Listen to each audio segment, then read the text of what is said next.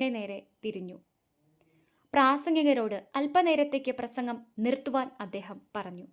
ഇവരെ വേർതിരിച്ചിരുത്തണമോ എന്ന് ഗുരു ജനക്കൂട്ടത്തോട് ചോദിച്ചു. എന്തുകൊണ്ട് അവരും അടുത്തിരുന്ന് അവരും മറ്റുള്ളവരും സമന്മാരാണെന്ന് തോന്നൽ ഉണ്ടാക്കിക്കൂടാ?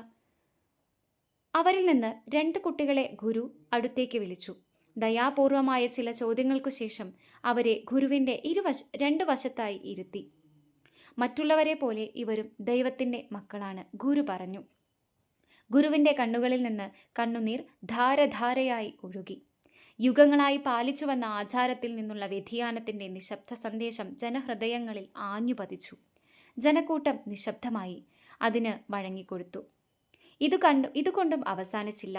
യോഗാവസാനത്തിൽ തൻ്റെ മഠത്തിൻ്റെ ചുമരിന്മേൽ കുറിച്ചിട്ട വരികൾ അവിടെ കൂടിയിരുന്ന ഒരാളെ കൊണ്ട് ഉറക്കെ വായിപ്പിച്ചു. ഭാരതത്തിൻ്റെ ഐക്യത്തിനും മനുഷ്യ സാഹോദര്യത്തിനും ഗുരു നൽകിയ